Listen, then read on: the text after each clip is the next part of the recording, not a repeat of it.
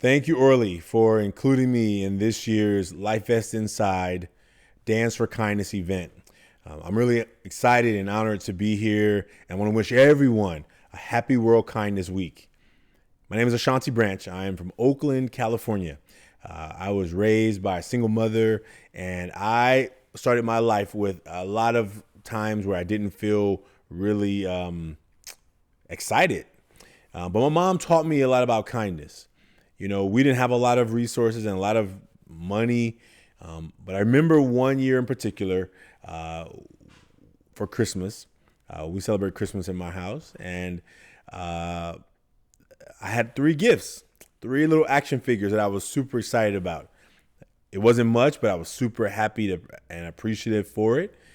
And my mom came in and she was like, okay, I want you to take one of those and go give it to the boy down the hallway. And I'm like, why would I do that?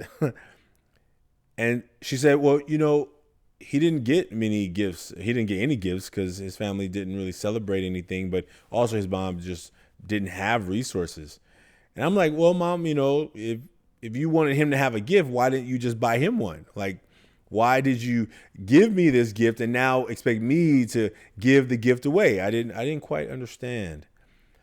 And I think at the age I was at, my mom didn't have a lot of tools how could she make me give it away? But also, maybe she could have. She probably could have. I'm sure she could have. But instead, she was just like, okay, fine. And I almost felt guilty that I wasn't willing to give away one of my three gifts. And in her words, in her demeanor, I felt her saying, well, then fine. I'm not giving you anything else if you are not going to share. And I couldn't get it. I didn't get it at the time. But I remember knowing that, is she serious? Is she never going to give me anything ever again? I felt a little pressured. But something told me I better listen. So I went down the hallway. I knocked on the window. We always had to knock on the window if we wanted to talk to him. And he came to the window and I said, hey, I want to give you something, but you got to pick because I don't know which one to give you.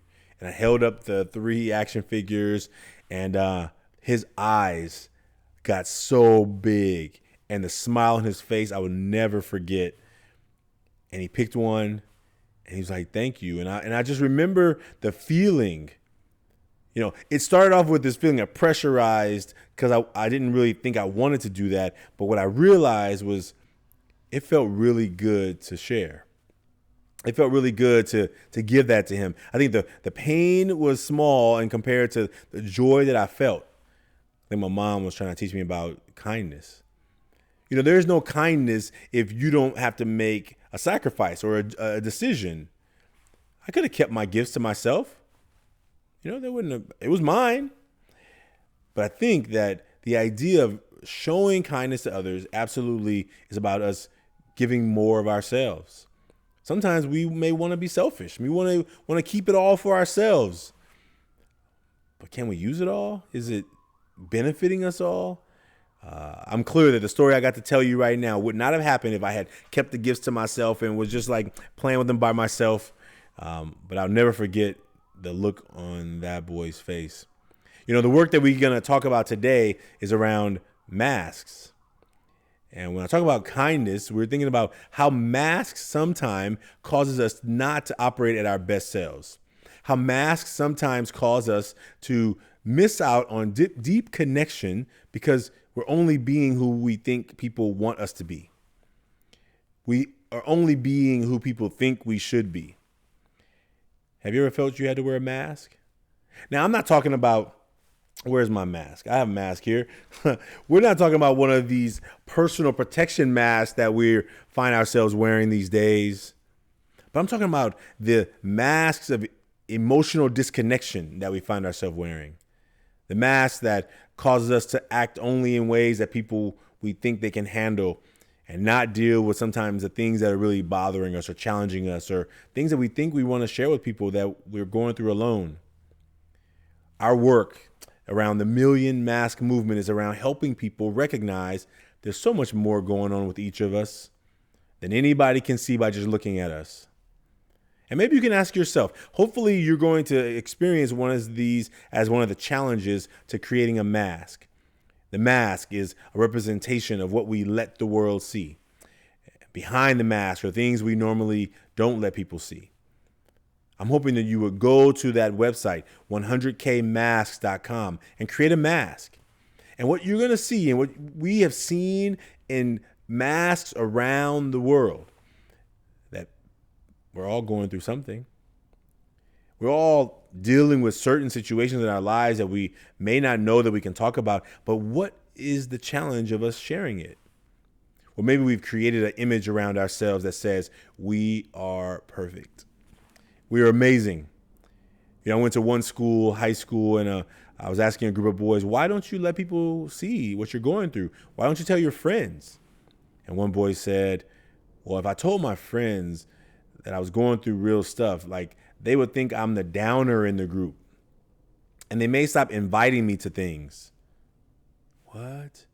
You mean he felt that he couldn't share what he was really going through because he was worried that his friends, who he had created an image of somewhat perfection, of no problems, that they would stop inviting him over to their house.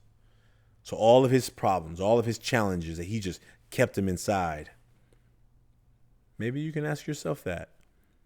How many people really, truly know you for real? How many people do you get to go and talk about whatever's going on in your life and not feel ashamed about it? One of the things that we have tried to do in this work is to give people that space to say, what if I could look what is happening behind the mask? And what if other people around me were willing to look what's going on behind their mask? And what we often see is that we're going through similar things. They may be different words, they may be different expressions of those things, but we're all going through something that we don't always let people see. Part of the journey that I've taken in this work, I wanted to be rich. My goal was, after growing up poor, I thought that the opposite of being poor was being rich. And they told me that there was a formula that I could follow to achieve that. And I followed the formula. I studied hard. I went to college. I got a good job. I made a lot of money. And I was waiting for happiness ever after. But that didn't quite happen that way. I made the money. The money was good. I had a good job. I even made a lot of money. I even had a good time making the money and having fun with the money.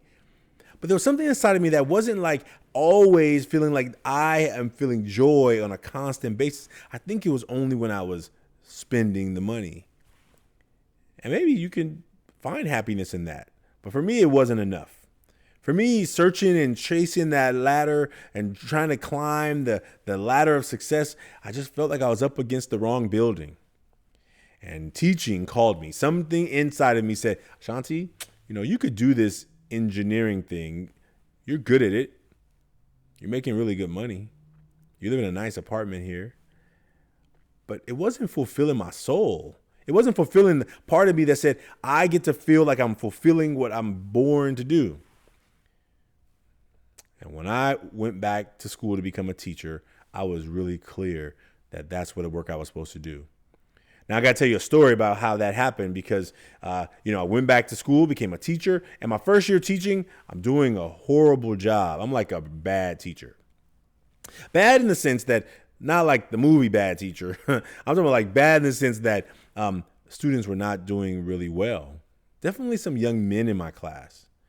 Some of the young men in my class were smart, but in the school that I taught in, smart does not equal cool. And if you want to be cool, you can't be too smart. You definitely can't show people that you like school. So they acted like they weren't smart. They acted like they weren't capable. They acted like they didn't have the skills, and they absolutely had the skills. They absolutely had the talent.